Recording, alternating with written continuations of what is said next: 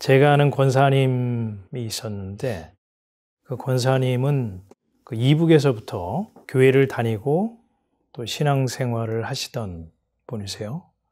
그 가정이 전부 다 교회를 다니고 또 그리스도인으로서의 삶을 사시던 분이었는데 유교동란이라고 하는 난리통 때문에 이남으로 피신을 하게 됐죠. 근데 그 난리통으로 인해서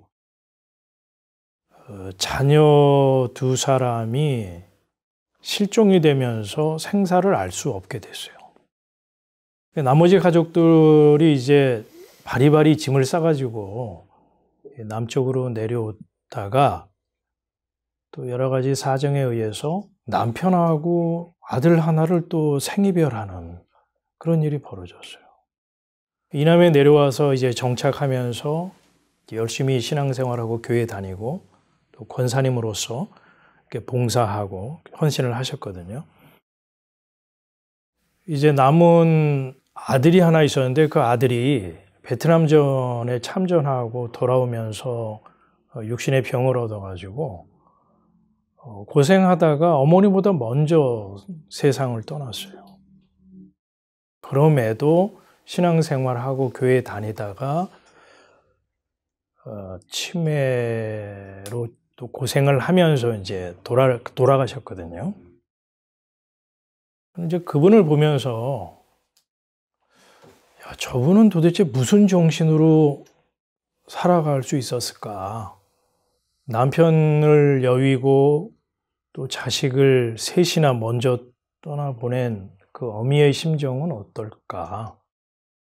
저 권사님을 지탱하고 있는 힘은 무엇이었을까? 신앙의 힘이었을까? 아니면 살아남아야 된다고 하는 생존 본능의 발동이었을까? 그 고통과 그 아픔 가운데서도 신앙을 유지를 했는데 정말 예수를 믿은 것인가? 그저 평양에서부터 다니던 교회 생활에 익숙해서 교회를 관성적으로 다닌 것인가? 그런 질문을 하게 되더라고요. 우리가 교회에서 그런 말 많이 듣잖아요. 내가 하나님 일을 하게 되면 하나님이 내 일을 해주신다. 근데 그분의 경우를 보면 그분은 정말 그 주의 몸된 교회를 위해서 봉사하시고 충성하시고 정말 주의 일을 한다고 했는데 주님은 정작 그분의 일은 안 도와준 게 되잖아요. 정말 우리가 하나님의 일을 열심히 하면 하나님은 내 일을 해주시는가? 내 현실적인 문제를 해결해 주시고 또 현실적인 문제를 공급해 주시고 책임져 주시는가? 인도해 주시는가? 그런 이제 질문 앞에 서게 되는 거죠.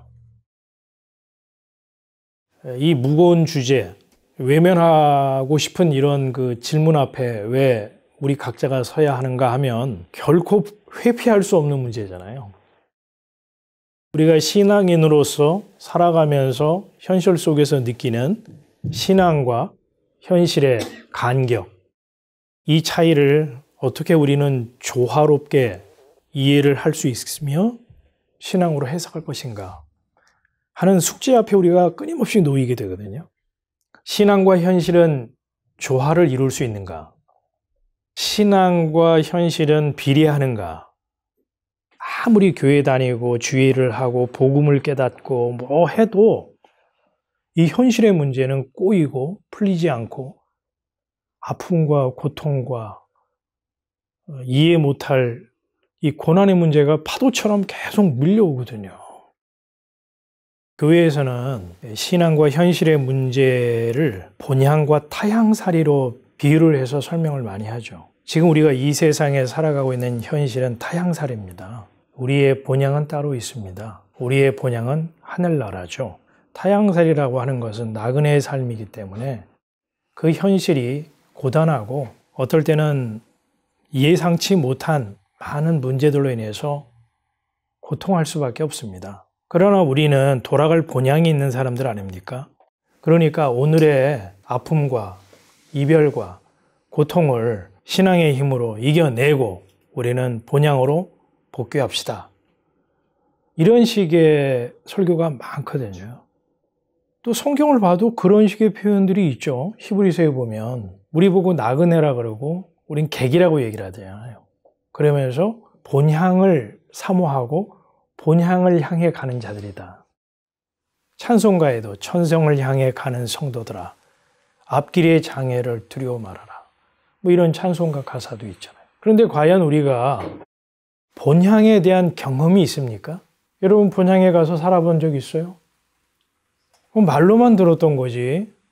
우리 본향에 대한 경험이 전무하기 때문에 그건 하나의 이미지예요. 아무리 본향이 좋다 하더라도 경험이 없기 때문에 비교할 수가 없어요. 예를 들면 우리가 미국에도 살아보고 한국에도 살아보고 북한에서도 살아보면 경험에 의한 비교가 생기죠.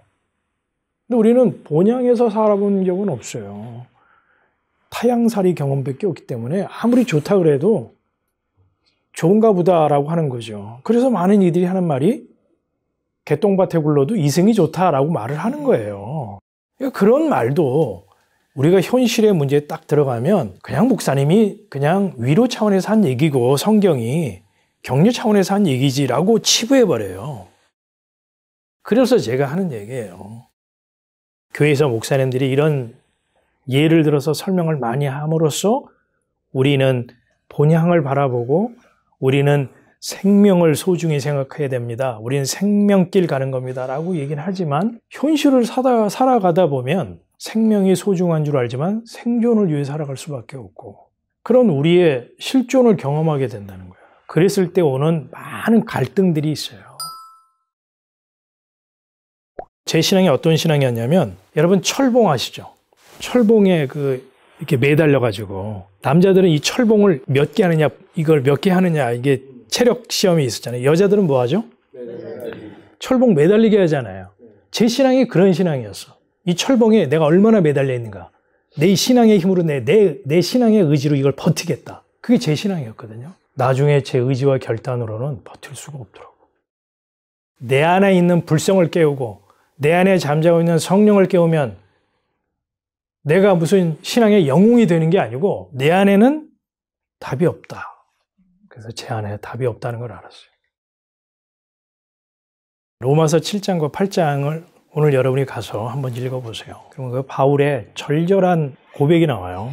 그 고백이 뭐냐면 현실과 신앙의 이 충돌과 이 차이로 인한 고통과 탄식을 쏟아낸 장면이 나와요.